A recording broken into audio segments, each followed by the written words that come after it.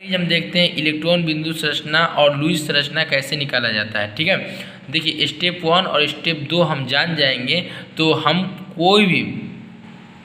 कोई का भी हम लोग इलेक्ट्रॉन बिंदु संरचना निकाल सकते हैं। लुईस संरचना भी इसको कहते हैं। क्या कहते हैं? लुईस संरचना भी कहते हैं। यहाँ पर लुईस लिखा है ना, ये लुईस संरचना भी कहते हैं। तो आइए देखिए, जैसे स्टेप 1 में क्या है, हाइड्रोजन है, हीलियम है, लिथियम है, बेरिलियम है, बोरॉन है, कार्बन है, नाइट्रोजन है, ऑक्सीजन है, फ्लोरीन है, नियोन है, सोडियम है, मैग्नीशियम है, एल्युमिनियम है, सिलिकॉन है, फास्फोरस है, सल्फर है, क्लोरीन है, आर्गन है, पोटेशियम है, कैल्शियम है। ये सब दिया है ना, ये क्या है? तत्व है। क्या है? तत्व है और इसका संकेत है। जैसे हाइड्रोजन तो H लिखते हैं, हीलियम He लिखते हैं, लिथियम Li लिखते हैं, बेरिलियम Be लिखते हैं, बोरॉन B लिखते हैं, कार्बन C लिखते हैं, नाइट्रोजन N लिखते हैं, ऑक्सीजन O लिखते हैं, फ्लोरीन F लिखते हैं, नियोन Ne। ये क्या है? N है और E है। जैसे सोडियम Na लिखते हैं, मैग्नीशियम Mg लिखते हैं और एल्युमिनियम Al लिखते हैं, सिलिकॉन S लिखते हैं, फास्फोरस Fp लिखते हैं, सल्फर S लिखते हैं, क्लोरीन ACl लिखते हैं, आर्गन Ar लिखते हैं और पोटेशियम के लिखते हैं, कैल्शियम Ca लिखते हैं। मतलब कि आपको कभी भी केमिस्ट्री में तो ये वाला नहीं देगा, संकेत वाला देगा, संकेत वाला। क्योंकि अभिक्रिया कराने में अगर हम हाइड्रोजन लिखेंगे तो उस थोड़ा जगह लेगा। ठीक है, इसलिए ये संकेत देगा, संकेत में देगा H। तो आपको समझ जाना H मतलब क्या होता है? हाइड्रोजन होता है। अगर देगा O तो O मतलब समझ जाना ऑक्सीजन होता है। ठीक है, ये क्या है? 1 2 3 4 5 6 7 8 जो 20 तक है वो है क्या? परमाणु संख्या है। ठीक है, परमाणु संख्या है। ठीक है, तो ये स्टेप 1 आपको क्लियर हो गया होगा। अब हम आते हैं स्टेप 2 में। देखिए स्टेप 2 में क्या है? कक्षा है, कक्षा KLMN। ठीक है, ये हम जानते हैं कि कक्षा, जो कि हम यहाँ पर आपको समझा देते हैं। देखिए जैसे हम आपको बता रहे हैं, जो कि यहाँ पर हम आपको बताते हैं, ये हो गया और एक ये होगी। ये क्या है? नाभिक है। क्या है? नाभिक है। और इसके जो नाभिक है, नाभिक में क्या रहता है? तो प्रोटॉन रहता है और क्या रहता है? न्यूट्रॉन रहता है। और इलेक्ट्रॉन कहाँ पर चक्कर लगाता है? तो कक्षाओं पर चक्कर लगाता है। ठीक है, कक्षाओं पर चक्कर लगाता है, जिससे इलेक्ट्रॉन इस सब पर चक्कर लगाता है। ठीक है, देखिए इलेक्ट्रॉन का होता है? चक्कर लगाता है। ठीक है, अब आपको यहाँ मालूम होना चाहिए कि इलेक्ट्रॉन पर काची का चिन्ह होता है तो माइनस का होता है, प्रोटॉन पर काची का चिन्ह होता है तो प्लस का होता है, और न्यूट्रॉन पर क्या होता है? न्यूट्रॉन क्या होता है? उदासीन होता है। क्या होता है? उदासीन होता है। तो आपको मालूम हो गया होगा कि ये नाभिक के अंदर कौन सा क्या क्या पाया जाता है? तो प्रोटॉन और न्यूट्रॉन पाया जाता है। और इलेक्ट्रॉन क्या करता है? तो इलेक्ट्रॉन जो कि कक्षा, इस सब इसका नाम क्या है? कक्षा नाम है, कक्षा।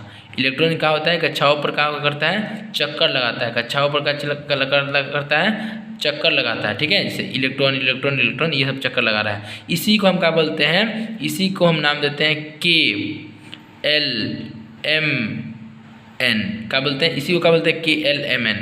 ठीक है, तो बोलेंगे के बोलेंगे तो क्या? के में कितना इलेक्ट्रॉन? देखिए यहाँ पर दिखा है आपको, के में कितना इलेक्ट्रॉन? तो 2। ठीक है, फिर यहाँ ये एल में कितना इलेक्ट्रॉन? देखिए यहाँ पर क्या बोले हैं? के में कितना बोले हैं? 2। एल में कितना बोले हैं? 8। इस एम में कितना बोले हैं? 18। एन में क्या बोले हैं? 32। इस तरह यहाँ पर आपको दिखाए होंगे, समझ में आ गया होगा कि KLMN क्या है? तो कक्षा है। कैसे मालूम चला? तो इससे आप देख लीजिएगा एक बार। ठीक है, इस तरह। अब हम आते हैं आगे। ठीक है, स्टेप 2 भी क्लियर हो गया। अब स्टेप 3 में आते हैं। जैसे Cl2 है। क्या है? Cl2।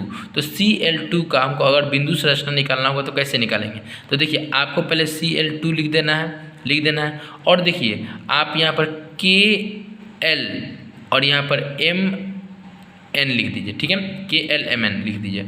और बताइए Cl को हम क्या बोलते हैं? तो अब आज के यहाँ पर देख लीजिए, Cl कहाँ है? तो यहाँ पर है 17 नंबर। Cl को क्या कहते हैं? क्लोरीन कहते हैं। क्या कहते हैं? क्लोरीन। इसका परमाणु संख्या कितना होता है? 17 होता है। 17 होता है। तो आप इसको यहाँ पर क्या कीजिए? 17 इस तरह करके इस तरह यहाँ 17 दे दीजिए। ठीक है, और देखिए 17 होता है। परमाणु संख्या कितना होता है? 17। यहाँ पर परमाणु संख्या मान लीजिए 17 होता है। तो अब देखिए 17, तो के में कितना इलेक्ट्रॉन रह सकता है? तो 2। तो यहाँ पर 2 लिख दीजिए। और एल में कितना इलेक्ट्रॉन रह सकता है? तो देखिए 2 इसमें मतलब कि कम से कम, मतलब कि यहाँ पर आपको हम आइए बताते हैं, कम से कम ये जो के है ना, के ये वाला कक्षा के वाला, इसमें कम से कम 2 ही इलेक्ट्रॉन रह सकता है, 2, उससे ज़्यादा नहीं। यहाँ पर एल में देखा है, एल में कितना रह सकता है? 8। और एम में कितना रह सकता है? 18। ये देखिए एम ई है, एम 18। और एन में कितना रह सकता है? 32 रह सकता है। ठीक है, तो ये दिखाए हैं आपको। तो उसी तरह आपको यहाँ पर बताना है कि जैसे 2 इसमें रहेगा, 2 से 2 ही रहेगा, 3 नहीं रहेगा। उसी तरह फिर हम क्या बोलेंगे एल में कितना इलेक्ट्रॉन रख सकता है, तो 8, तो इसमें 8 रख दीजिए। तो हम जानते हैं 2 8 कितना होता है 10, और एम में कितना रहता है 18। तो अब बताइए 2 इसमें रख सकते हैं, 2 से ज़्यादा नहीं रखेंगे। 8 से कम रख सकते हैं, 7 6 इस तरह रख देंगे, क्योंकि 8 से ज़्यादा नहीं रखेंगे, 9 नहीं रखेंगे, 8 ही रखेंगे, ठीक है। और एम में कितना इलेक्ट्रॉन रखेंगे हम, तो 8 2 10 10 और यहाँ पर क्या रखेंगे 7। तो बताइए 8 तक रख सकते हैं, तो 7 रखें, कोई दिक्कत नहीं होना चाहिए। तो देखिए इसका बाह्यतम कक्षा में कितना इलेक्ट्रॉन 7, एम वाला कक्षा में कितना इलेक्ट्रॉन 7। अब इसका एम वाला कक्षा में 7 इलेक्ट्रॉन, तो इसका संरचना कैसे बनेगा, तो देखिए दिखाते हैं आपको। जैसे यहाँ Cl है, यहाँ पर भी एगो Cl दे दीजिए, हो गया। और इसका क्या है, कितना है 7। तो देखिए आपको 7 तो यहाँ पर 2 इलेक्ट्रॉन, यहाँ पर 2 इलेक्ट्रॉन और यहाँ पर 2 इलेक्ट्रॉन, ठीक है। उसी तरह 2 इलेक्ट्रॉन यहाँ पर, 2 इलेक्ट्रॉन यहाँ पर, 2 इलेक्ट्रॉन यहाँ पर, 2 2 4 2 6 6 1 यहाँ पर 7, 2 2 4 2 6 1 7, ठीक है। अब देखिए 2 2 4 2 6 6 1 7 है ना। तो देखिए तो हम आपको बता देते हैं 8 पर 8 अगर इलेक्ट्रॉन रहे तो कोई भी तत्व का आएगा, तत्व अस्थाई, मतलब कि अस्थाई होने के लिए 8 इलेक्ट्रॉन होना चाहिए। अस्थाई होने के लिए कोई भी तत्व को कितना रहना चाहिए, 8 इलेक्ट्रॉन रहना चाहिए। जैसे 2 2 4 2 6 6 2 8, ये क्या करेगा, 1 इलेक्ट्रॉन ले लेगा। अभी एक इलेक्ट्रॉन लेगा तो कहेगा कि भाई हमको भी अब 1 इलेक्ट्रॉन दो, क्या कि तुमको दिए हैं। तो देखिए 2 2 4 2 6, तो 1 इलेक्ट्रॉन इससे भी ले लेगा, ठीक है, ले लेगा। अगर हम इसको ले लेगा और इस तरह जो कि इलेक्ट्रॉन बिंदु संरचना बन जाएगा, ठीक है। अगर हम इसको बॉन्ड की तरह दिखाएं तो क्या करेंगे, यहाँ पर Cl दे देंगे और यहाँ पर 2 बिंदु मतलब क्या, 1 बॉन्ड, 2 बिंदु मतलब क्या, 1 बॉन्ड। आइए यहाँ पर आपको बता देते हैं, अगर 2 बिंदु रहे तो कितना बॉन्ड, 1 बॉन्ड। अगर 4 बिंदु रहे तो कितना बॉन्ड, 2 बॉन्ड। अगर 6 यहाँ पर 6 बिंदु रहे तो कितना बॉन्ड, 3 बॉन्ड, ठीक है। ये भी समझ में आ गया होगा। 8 इलेक्ट्रॉन रहेगा तो कोई भी तत्व क्या है, अस्थाई है, ठीक है। अब हम आगे चलते हैं। जैसे ऑक्सीजन, तो यहाँ पर क्या लिखेंगे, O2 पहले लिख देंगे और इसका पहले परमाणु संख्या देखेंगे। परमाणु संख्या कितना होता है, परमाणु संख्या कितना होता है, तो आइए हम देखते हैं। परमाणु संख्या ऑक्सीजन का कितना होता है, तो देखेंगे ऑक्सीजन परमाणु संख्या 8, तो यहाँ पर 8 लिख देंगे, ठीक है। अब यहाँ देखिए, अब ऑक्सीजन, तो ऑक्सीजन को अगर हमको कक्षा बनाना है, कक्षा कौन सा कक्षा में इलेक्ट्रॉन कितना है देखने के लिए, तो यहाँ पर क्या करेंगे, KLMN लिखेंगे।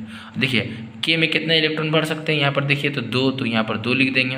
L में कितना इलेक्ट्रॉन भर सकते हैं, तो 8 से ज़्यादा नहीं भरेंगे, 9 नहीं भरेंगे, 8 ही भरेंगे, 6 भर सकते हैं, बाकी ज़्यादा नहीं। तो बताइए इसमें 2 इलेक्ट्रॉन है तो कितना इलेक्ट्रॉन बचा, 8 में से 2 निकाली तो 6 बचा, तो 6 इलेक्ट्रॉन इसमें दे देंगे, 6 इलेक्ट्रॉन इसमें दे देंगे, ठीक है। तो L में कितना इलेक्ट्रॉन, 6। बाहर वाला कक्षा में जितना इलेक्ट्रॉन रहता है, ठीक है, उसी को हम लोग लेते हैं, ठीक है। ऑक्सीजन और ऑक्सीजन कितना है, 2 है, तो ऑक्सीजन ले लेंगे, ठीक है। और फिर क्या करेंगे, 6, तो देखिए 6, देखिए तो 2 यहाँ पर 2 2 2 4 2 6 हो गया। फिर उसी तरह यहाँ पर ऑक्सीजन है तो 2 2 4 2 6 हो गया होगा। हाँ, अब क्या करेंगे, 2 2 4 2 6। अब आप सोचिएगा कि भाई 6 हो गया, अस्थाई होने के लिए कितना चाहिए, 8 चाहिए। तो अस्थाई होने के लिए 8 चाहिए, तो 2 2 4 2 6, तो 2 इससे इलेक्ट्रॉन ले लेगा, 2 8। फिर उसी तरह 2 2 4 2 6, इससे क्या करेगा, 2 इलेक्ट्रॉन ये ले लेगा, 8। तो इस तरह का हो जाएगा, इसका इलेक्ट्रॉन बिंदु संरचना बन गया, ठीक है। अगर इसको हमको बॉन्ड में दिखाना होगा तो बॉन्ड में कैसे दिखाएंगे, तो आइए देख लीजिए। तो ऑक्सीजन यहाँ पर कौ को बिंदु है, 1 2 3 4, यहाँ पर क्या है, ऑक्सीजन यहाँ पर कौ को बिंदु है, 1 2 3 4 को बिंदु है। तो देखिए अगर 4 को बिंदु रहेगा तो कौ को बॉन्ड, तो 2 को बॉन्ड दिखाएं, यहाँ पर 2 को बॉन्ड। इसी तरह यहाँ पर क्या करेंगे, 2 को बॉन्ड दे देंगे। तो ये बॉन्ड में आ गया, एक आ गया बॉन्ड में आ गया, एक आ गया इलेक्ट्रॉन बिंदु संरचना में आ गया, ठीक है, जिसे लुईस संरचना भी कहते हैं। उसी तरह आइए CH4 का देखते हैं। तो क्या करेंगे, C भी है और H4 है, तो कार्बन है और क्या है, हाइड्रोजन है। तो कार्बन हाइड्रोजन लिख देंगे। कार्बन का परमाणु संख्या कितना होता है, तो कार्बन में जाएंगे, कार्बन का 6 होता है, तो यहाँ पर परमाणु संख्या दे देंगे, परमाणु संख्या कितना है 6, यहाँ पर 6 लिख देंगे। और हाइड्रोजन का कितना होता है तो 1, तो परमाणु संख्या कितना होता है इसका 1, यहाँ पर 1 दे देंगे। अब इसका क्या करेंगे हम लोग, इसका अब कक्षा में देखेंगे कितना इलेक्ट्रॉन है KLMN, ठीक है। अब देखें के में कितना इलेक्ट्रॉन भर सकते हैं तो 2, तो यहाँ पर 2 लिख देंगे। तो कितना बचा 4 बचा, ठीक है। तो एल में कितना इलेक्ट्रॉन भर सकते हैं तो 8। अब बताइए तो 2 भर दिए, इसमें कितना बचेंगे 4, तो 4 2 6 हो गया। फिर उसी तरह के तो परमाणु संख्या कितना है 1, तो 1 तो इसमें 2 भर सकते हैं तो 2 से कम 1 भी भर सकते हैं, 3 नहीं भरेंगे। इसमें भी एल में कम से कम 9 नहीं भरेंगे, 8 भर सकते हैं, 4 भर सकते हैं, 7 भर सकते हैं, बाकी 9 नहीं भर सकते। जैसे हाइड्रोजन तो 1, ठीक है। तो इसका बाह्यतम कक्षा में कौन इलेक्ट्रॉन तो बोलेंगे एल में कितना इलेक्ट्रॉन तो 4, और के में इसका कितना इलेक्ट्रॉन 1, के में इसका कितना इलेक्ट्रॉन 1, ठीक है। अब आइए हम आगे चलते हैं। तो आइए हम इसका संरचना बनाते हैं। देखिए यहाँ पर कार्बन है और क्या बोल रहा है हाइड्रोजन कितना है 4 है, हाइड्रोजन कितना है 4 है। तो कार्बन का चारों तरफ कितना हाइड्रोजन है 4, तो 1 आए 2 3 4, यहाँ पर इसको घेर दीजिए इस तरह, ठीक है। अब आप देखिए कि हाइड्रोजन का बाह्यतम कक्षा में कितना इलेक्ट्रॉन तो 1 इलेक्ट्रॉन, तो यहाँ पर 1 दे दीजिए, यहाँ पर 1 दे दीजिए, और यहाँ पर 1 दे दीजिए, और यहाँ पर 1 दे दीजिए, ठीक।